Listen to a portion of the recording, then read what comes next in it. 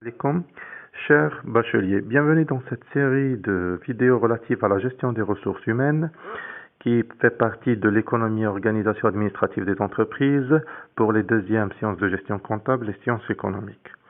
La partie GRH contient plusieurs points qui seront traités tout au long de cette série de vidéos, à savoir les enjeux de la GRH, c'est-à-dire les raisons qui ont donné la naissance à ce nouveau mode de gestion du personnel, puis les domaines couverts par la GRH, ensuite les relations humaines entre les salariés dans l'entreprise, puis la GPEC ou bien la gestion prévisionnelle de l'emploi et des compétences dans laquelle on verra deux éléments essentiels de la GRH, à savoir le recrutement et la formation, puis dans un cinquième point, le plan social, la gestion des carrières, et on va finir avec la politique de rémunération de l'entreprise. Cette vidéo sera consacrée au traitement des deux premiers points, à savoir les enjeux et les domaines de la GRH. Commençons d'abord par les enjeux. Donc les enjeux, ce sont les raisons qui ont donné la naissance à ce nouveau mode de gestion qui est passé d'un mode classique à un mode moderne de gestion des ressources humaines. Donc pour dégager ces raisons qui ont donné ce changement, donc on va utiliser cette mise en situation, ce document que vous pouvez arrêter la vidéo ici pour lire tranquillement et on va essayer de dégager ces raisons. Après avoir lu le document, donc on peut lire dans les deux premières lignes qu'il y a un ensemble de changements qui ont poussé les entreprises à miser sur des hommes qui sont compétents pour s'adapter et à changer leur mode de gestion. Donc d'après l'analyse du document, on peut dégager et classer les enjeux suivants. La compétition mondiale, les changements économiques peuvent être appelés ou bien classés comme étant des enjeux économiques, ou bien des raisons économiques. Les changements sociaux, les changements de mentalité des salariés peuvent être classés ou bien appelés comme étant des enjeux sociologiques. Le progrès technologique, les nouvelles technologies, etc., peuvent être classés comme étant des enjeux technologiques. Donc ces trois enjeux ou bien ces trois raisons, ce sont les raisons qui ont donné la naissance à un nouveau mode de gestion ou bien la naissance d'un nouveau modèle de gestion appelé la gestion des ressources humaines qui considère les personnes comme étant des ressources nécessaires à l'entreprise comme toutes les autres ressources. Donc on est passé d'un mode classique de gestion du personnel à un mode nouveau qui prend en considération les aspirations, les besoins, la valorisation du travail du salarié qu'on appelle la gestion des ressources humaines. Donc on peut résumer les enjeux ou bien on peut noter ces raisons. Donc les enjeux de la GRH sont les raisons qui ont changé le mode de gestion du personnel et ont donné naissance à cette nouvelle forme de GRH. Donc il s'agit, comme on vient de dire tout à l'heure, des trois changements, à savoir les changements économiques, technologiques et sociologiques. Pour les changements économiques, donc la concurrence internationale et le ralentissement de la croissance économique, donc ce sont des éléments qui ont poussé les entreprises à faire plus d'efforts en matière d'innovation, de qualité, d'amélioration de qualité, d'augmentation de productivité pour pouvoir confronter ou bien affronter la concurrence, les produits substituables, avec l'ouverture des économies. Donc l'entreprise nécessite ou bien a besoin des salariés de plus en plus compétents, ce qui pousse à revoir le modèle de gestion de son personnel vers un modèle qui prend en considération leurs besoins, leur bien-être. Les changements technologiques, avec la technologie, avec l'apparition des nouveaux techniques de production, l'entreprise ou bien les salariés de l'entreprise doivent s'adapter à ces changements. Donc l'entreprise doit adapter leur niveau de qualification, bien de compétences, à travers bien sûr par exemple des formations pour améliorer leur niveau et s'adapter à ces changements. De plus, l'entreprise doit gérer ses effectifs si elle se confronte à deux situations, soit elle a un sureffectif, soit un sous-effectif. Donc un sureffectif, c'est-à-dire un excès du nombre de salariés par rapport à ce qui est nécessaire, elle doit réduire ses effectifs, par exemple à travers le licenciement, bien la réduction des heures de travail, même si le licenciement n'est pas toujours une solution souhaitée. Le sous-effectif, lorsque l'entreprise a un manque de salariés, pour cela, elle peut combler ce manque par le recrutement, par exemple, embaucher de nouveaux salariés. Les changements sociologiques, les salariés d'autrefois ne sont plus comme ceux d'aujourd'hui. Les salariés d'aujourd'hui n'acceptent plus les ordres, ne peuvent plus être soumis à une pression, n'acceptent plus de recevoir les ordres et les exécuter sans discussion. C'est pour cela l'entreprise doit revoir son mode de gestion, doit opter pour un mode de gestion qui valorise le salarié, qui le motive, qui l'implique. Donc ce sont des changements qui ont poussé, ce sont des raisons qui ont poussé les entreprises à revoir leur mode de gestion vers un nouveau mode appelé la GRH. Voilà ce qui est pour les enjeux.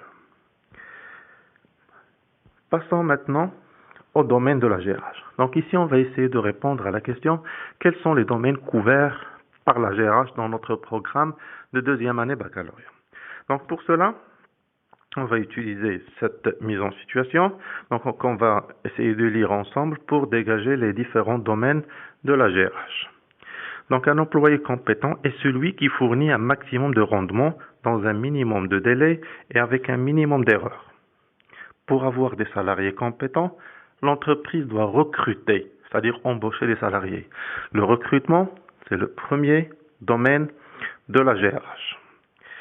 Recruter un personnel qualifié, l'entreprise par sa gestion du personnel. La gestion du personnel constitue aussi un autre domaine de la GRH.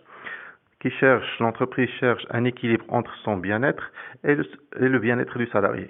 Donc, le salarié doit trouver son bien-être, l'entreprise doit atteindre sa rentabilité qui est une parmi ses finalités. Le bien-être du salarié se trouve dans l'amélioration des conditions de travail et le climat de travail, lui-même qui doit être favorable, bien sûr. Si le climat du travail est favorable, le salarié sera motivé, trouvera son bien-être. Ensuite, les relations favorables avec ses collègues, c'est-à-dire les relations de ce salarié ou bien du salarié avec ses collaborateurs. Ses collègues, bien sûr dans le milieu du travail, constituent les relations avec les autres salariés, constituent aussi un domaine de la GRH. Dans de bonnes conditions de travail et une communication continue. La communication fait aussi partie des domaines couverts par la GRH et c'est aussi un élément essentiel dans la motivation des salariés. Continue avec le personnel constitue aussi des moyens de motivation. Mais si le salarié manque de compétences ou si l'entreprise a introduit une nouvelle technologie, il faut prévoir une formation, bien sûr, pour améliorer ses compétences, pour adapter sa qualification avec ce progrès. La formation aussi constitue un élément essentiel de la GRH. L'objectif ici est de développer les performances de l'entreprise et assurer des gains de qualité et de productivité.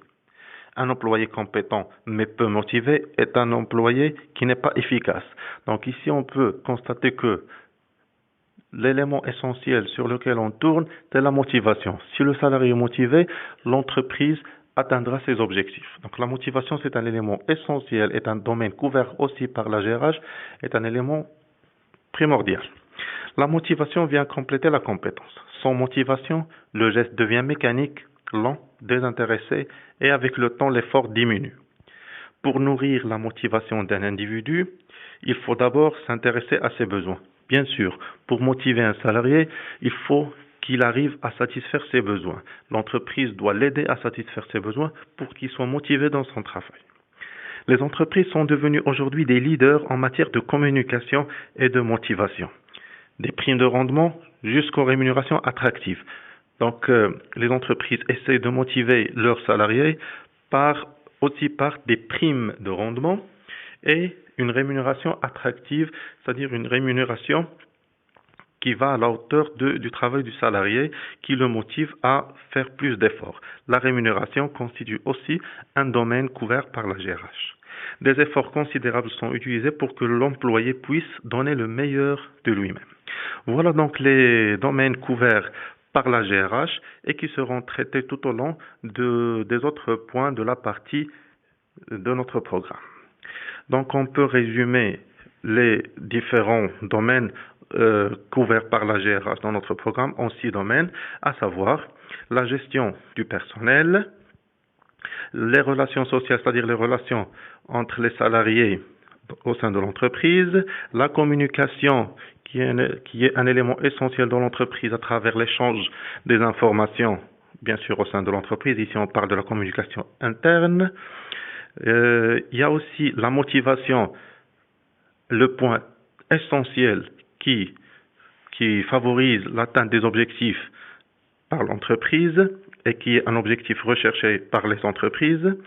Il y a aussi le recrutement lorsqu'il y a un manque d'effectifs pour l'entreprise et le recrutement est aussi une décision importante car l'entreprise doit recruter des personnes compétentes et finalement la rémunération qui constitue aussi un moyen de motivation et d'attraction des compétences.